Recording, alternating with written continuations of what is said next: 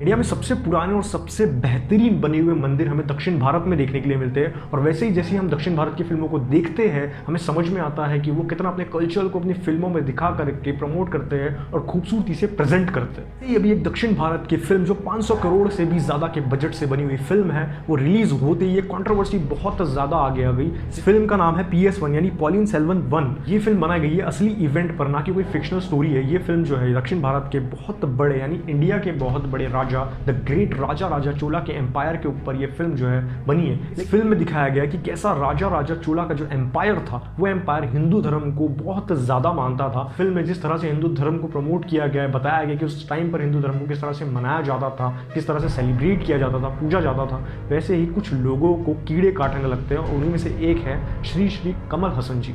इस फिल्म को देखने के बाद में कमल हसन ने यह कहा है कि जब चोला एम्पायर के टाइम पर हिंदू धर्म मौजूद ही नहीं था। इसके पहले भी बॉलीवुड से यानी उर्दू से आने वाले पंचर पुत्र जो है सैफ अली खान, उन्होंने भी एक घटिया स्टेटमेंट दिया था कि ब्रिटिश से पहले इंडिया ही मौजूद नहीं था।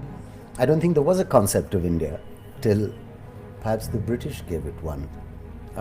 विश्व के लड़के हो तुम, चुप रहो। ब्रिटिश से पहले इंडिया मौजूद नहीं था। चोलास के टाइम पर हिंदुइज्म का कोई नामो निशान नहीं था। इस तरह के घटिया फैक्ट्स को देते वक्त इन लोगों को शायद पता नहीं शर्म नहीं आती है किस तरीके की मानसिकता ये लोग ले करके चलते हैं। थोड़े से फैक्ट पे बात करते हैं और प्रूफ पे बात करते हैं कि इतने बड़े एक्टर ने जो बयान दिया है, वो बयान क्या थोड़ा सा लॉजिकल है या नहीं है। चोला एम्पायर एस्टैब्लिश हुआ था 300 BCE में, जिनकी लोकल लैंग्वेज की अगर हम बात करें, लोकल लैंग्वेज में संस्कृत लैंग्वेज आती है। स्क्रिप्चर्स में लोकल लैंग्वेज में संस्कृत लैंग्वेज का वहाँ पर सबसे ज़्यादा इस्तेमाल किया जाता था चोला एम्पायर के टाइम पे 300 BCE में।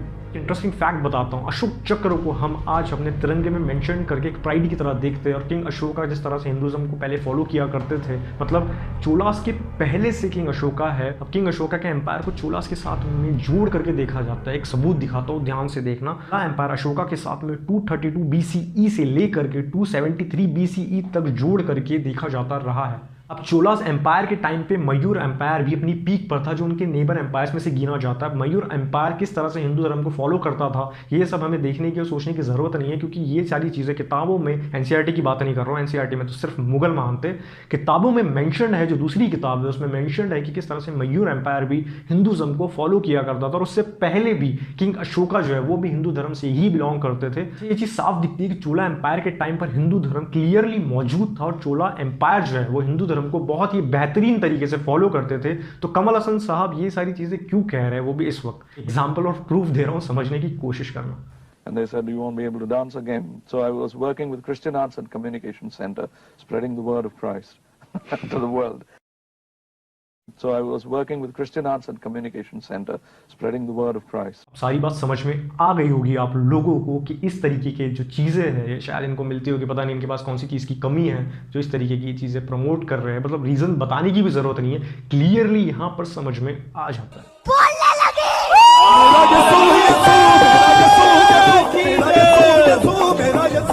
और फैक्ट्स पे नजर डालते हैं जिसको देख करके शायद कोई अंधा भी समझ जाएगा कि ये किस तरह से चोलास एम्पायर जो है वो हिंदुइज्म को फॉलो किया करते थे। इंडिया में इतने बेहतरीन आर्किटेक्चर्स मौजूद है, इतने बेहतरीन टेंपल्स मौजूद है, जिसमें से एक टेंपल आता है जो चोला एम्पायर के टाइम पर बनाया गया था। आप इस टेंपल को ध्यान से देख सकते हो, ये चोला एम्पायर के टाइम पर जो है वो बनाया गया था। टेंपल के अंदर पूजा पाठ की जाती थी या फिर ये किया जाता था। ये बात तो कमल हसन साहब ही समझ सकते हैं। इस टेंपल के अंदर एक स्टोन मौजूद है, जिस स्टोन के ऊपर संस्कृत लैंग्वेज में द ग्रेट चोला एम्पायर के बारे में लिखा गया और द ग्रेट हिंदू गॉड्स के बारे में लिखा गया। ये सारी चीजें जो इसमें लिखी गई है, ये कौन सी लैंग्वेज में लिखी गई है? ये लिखी गई है भाई साहब संस्कृत लैंग्वेज में। अब आप खुद समझ सकते हो, एक मंदिर है जिसके अंदर एक पत्थर है और उस पत्थर के ऊपर संस्कृत लैंग्वेज में भगवानों के बारे में लिखा जा रहा है चोला एम्पायर के टाइम पर, और ये कह रहे हैं कि हिंदुइज्म उस टाइम मौजूद ही नहीं था। कुछ दिन पहले गरबा हुआ था और उस गरबा में मुनव्वर फारूकी को एक सेलिब्रिटी की तरह पेश किया गया, और वहां पर आप देख सकते हो इस वीडियो के दौरान कि किस तरह से मुनव्वर फारूकी को एक स्टार मान के लोग उसके साथ सेल्फी खींचने के लिए मजबूर हो रहे थे। हालांकि वो कॉमेडी करता है, आप उसके फैन हो या आपकी इंडिविजुअल चॉइस है, लेकिन वो आपके ही रिलीजन की इंसल्ट करता है, आपके ही रामायण की इंसल्ट करता है, उसमें फक जैसे शब्दों का इस्तेमाल करता है। और आप लोग खुद सोच सकते हो कि आप लोग उनके फैन बने घूम रहे हो, उसके साथ तस्वीरें खिंचवा रहे हो। करिए फिल्म मौका नहीं छोड़ेगा, उसके पास कोई मौका और आएगा, फिर से वो रिलीजन की इंसल्ट करेगा। आप ऐसे लोगों को स्टार मानते हो तो सोच सकते हो कि किस तरह के लोग होंगे जो घरमा में जाते हैं, वहाँ पे पूजा करते हैं और वो उसी इंसान को जाकर उसके साथ तस्वीरें खिंचवाते हैं जो उनकी ही उस धर्म की इंसल्ट करता है जो मूर्ति अंदर गरबा में लगाई गई है। और आप लोग क्या सोचते हो उस पूरी वीडियो से रिलेटेड मेरे को कमेंट सेक्शन में जरूर बताया। अगर आपको वीडियो अच्छा लगा हो तो लाइक करें, सब्सक्राइब करें मेरे चैनल को। बहुत बहुत धन्यवाद इस पूरी वीडियो को एंड तक देखने का। This is Kartik from trends of living. मिलते हैं अगली वीडियो में। जय हिंद।